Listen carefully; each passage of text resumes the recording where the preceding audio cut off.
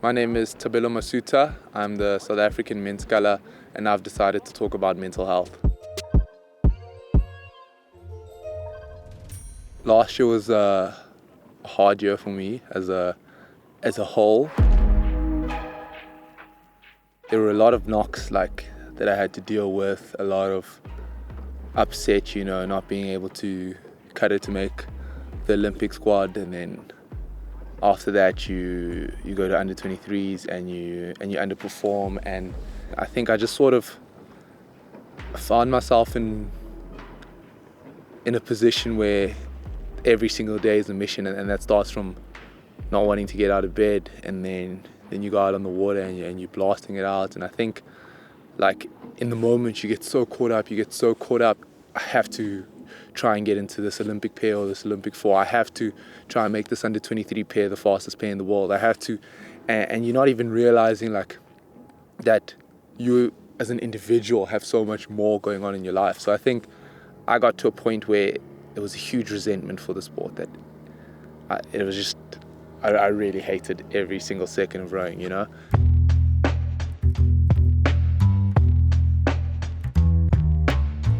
From then, maybe 3-4 weeks after World Champs, it sort of became a thing that I become aware of my situation. I'm not happy, and you just don't enjoy life, and I think that's a hard place to be. I remember there were nights that I just couldn't sleep for 2-3 days at a time, just because of being frustrated in your situation, and almost I guess hating yourself, hating your situation. And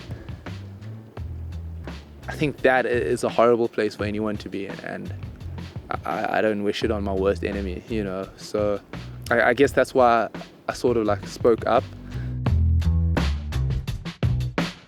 My sister suffered, when I was a bit younger, suffered from depression. She was institutionalized. So you see it and you understand it a little bit. And for me, it was sort of a thing of I need to change my life, I suppose. I think from there I started building towards a better me, a healthier me. And straight after U23s, I took about 6 months off from rowing, and it was the right call, and I think it sort of set me up to be here today. I wanted to better my situation, but obviously I knew I couldn't do that alone, so there was a lot of people that I think helped me. I started seeing a psychologist to just talk to, and it sounds weird. It's just sharing a conversation with somebody, keeping somebody updated on your life. And I suppose even the coaching staff, I think they were quite understanding. That was cool to have that opportunity to step away and just be outside of the rowing environment. And then when I did decide I was ready to do this again, to be welcomed with open arms. I think so many different changes in my life, and so many different people, were supportive of me, I guess. My time away from rowing was, I could not be further away from rowing. What did you do? I really honed in on my studies. I honed in on personal connections with friends and family. I suppose I just lived life outside of rowing, and I basically went on a 6-month vacation. And I guess that's what I need, that the sport is hard, and it's just taking back and almost putting yourself out of this high pressure situations. I'm grateful to be back, I guess. I didn't know if I'd come back, and I didn't know when I'd come back, but I guess I love the sport, and all the things I hate about it are the same things I love, that there's no better feeling than having a really good race. You've put your body in the absolute limit. There's not, but then you've got this result that you really want, or you've put together a massive block of training, or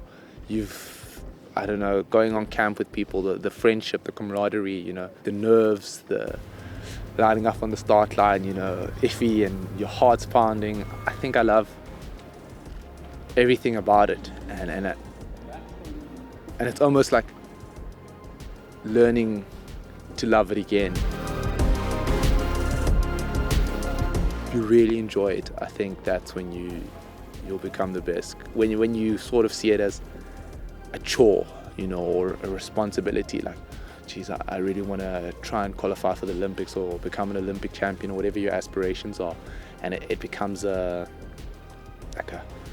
have to wake up at 5 a.m. and I don't think it's that. It's I get to wake up at 5 a.m. I get to have bad pieces. I get to go on rowing camp with my friends. I get to see the world. And I think the narrative changes. And once you have a positive narrative that's aids your success, that kind of mentality is something that I'm just hoping to carry through the cycle.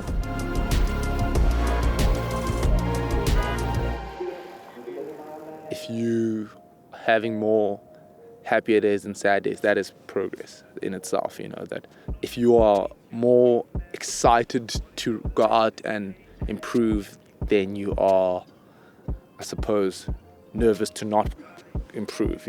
I heard something interesting the other day from my coach, is that like he asked me, like, ultimately in simple words, are you attacking something or are you defending something? And I think that it's sort of like that mindset. When you're having a bad session, it's so easy to go, oh, the sport is so dumb.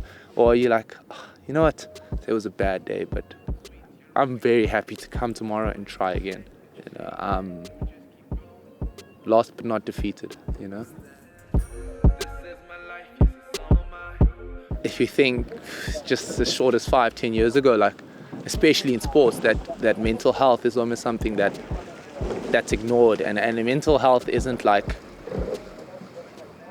how hard can you hurt yourself. Mental health is, can you keep going every day? And when I spoke out, it was just crazy to see how many people reached out to me and how many people were touched by that post. And I think that was eye-opening, and it's sort of like there's this community, and that's the sporting community that I suppose we all love what we do, and if we can, I suppose, improve each other, then it's a great place to be.